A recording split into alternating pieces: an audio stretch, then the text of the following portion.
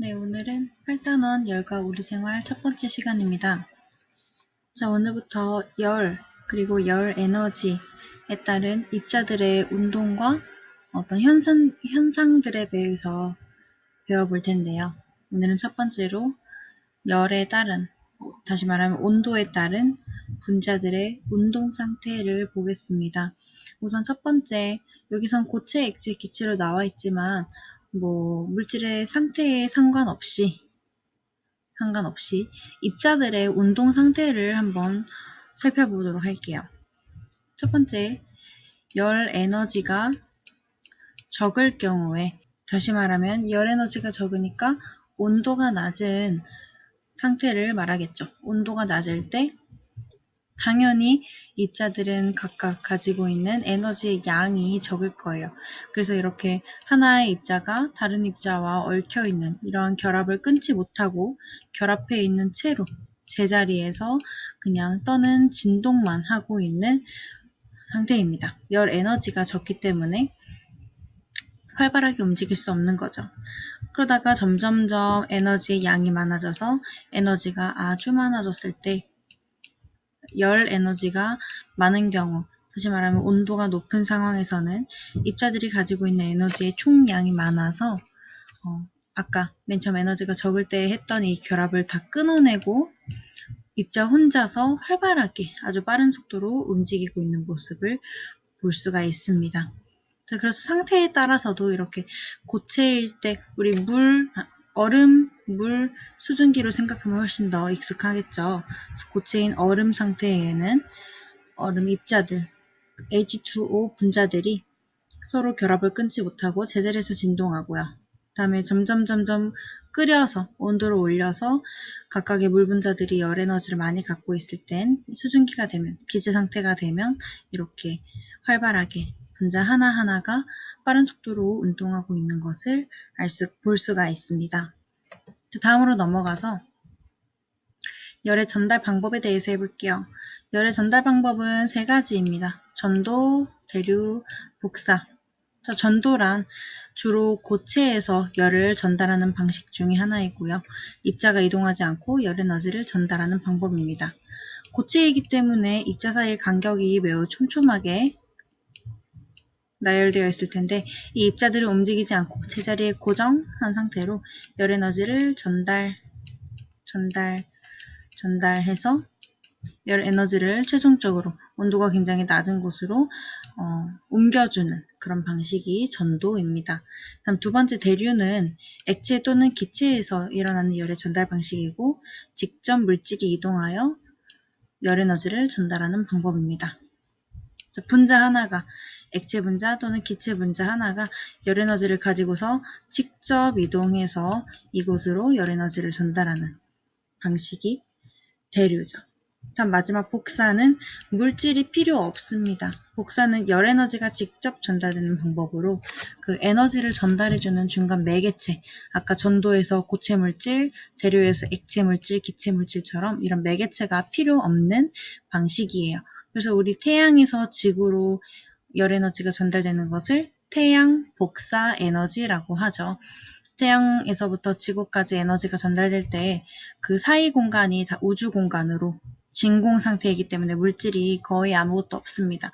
그래서 열 에너지가 물질이 필요 없는 복사의 방식으로 전달되는 태양 복사 에너지가 이 방식의 대표적인 예시다. 이것도 참고적으로 기억해 주세요. 다음에 단열, 단자는 끊을 단자입니다. 단열이란 내부에서 외부로 또는 외부에서 내부로 열이 이동할 수 없도록 열의 이동을 막아주는 것을 말합니다.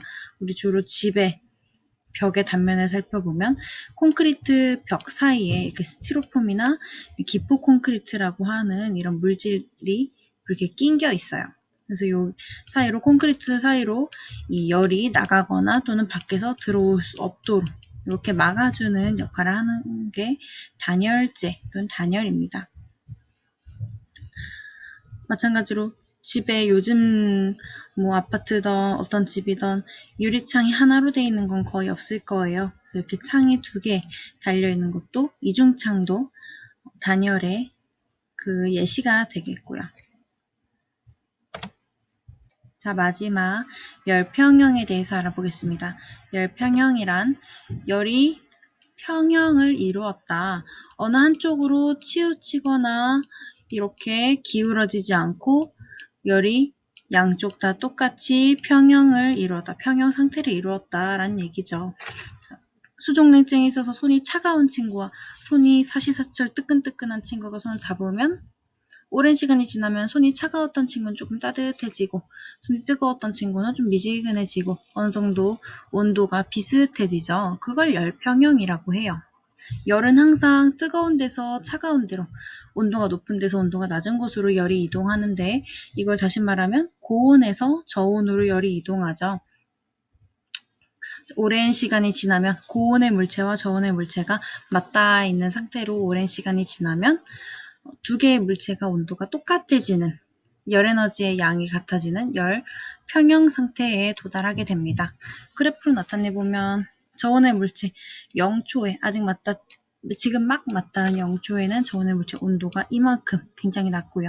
고온의 물체는 온도가 높은데 시간이 지나면 서서히 저온 물체는 온도가 높아지고 뜨거웠던 고온의 물체는 온도가 낮아지면서 이 시점부터 2 물체의 온도가 같게 되는 열평형 상태에 도달하게 됩니다. 그래서 우리 아까 이전에 온도가 낮을 때는 분자의 운동이 더디다가 온도가 높을 때는 분자의 운동이 굉장히 활발해진다고 얘기했었죠. 그래서 열평형 상태는 2 물체의 온도가 같기 때문에 이전에 이렇게 분자의 운동에 있어서 차이가 있던 것이 이렇게 열평형 상태에 도달하게 되면은 어느 정도 운동이 비슷해집니다. 분자의 운동 상태가 비슷해집니다. 지금 보면은 고온일 때와 이 열평형 상태일 때 입자의 운동이 똑같은 것 같은데 이때보다는 조금 더뎌지고 저온의 물체는 반대로 이때 처음보다는 운동이 활발해지겠죠. 자, 지금 보고 있듯이 뜨거운 물과 차가운 물을 2 물질을 섞는다는 건 아니에요. 뜨거운 물과 차가운 물을 이렇게 맞닿게 한 벽을 두고서 맞닿게 둔다면 열이 뜨거운 데에서 차가운 데로 이동하면서 아까 활발하게 꼬리 3칸으로 운동하던 뜨거운 물 분자는 꼬리 2칸으로 조금 더디게 운동을 하겠고요. 열 에너지가 이동했으니까 열 에너지를 뺏긴 것이 되니까요. 다음에 차가운 물, 온도가 낮았던 열 에너지가 적었던 이 물 분자들은 반대로 조금 더 활발해진, 왜냐하면 뜨거운 물로부터 열을 받았으니까 좀 더 활발해진 분자 운동 상태를 볼 수가 있습니다. 이렇게 오랜 시간이 지나면 2 물체의 온도가 같아지는 거, 열평형 현상이라는 거 기억해 두시길 바랍니다.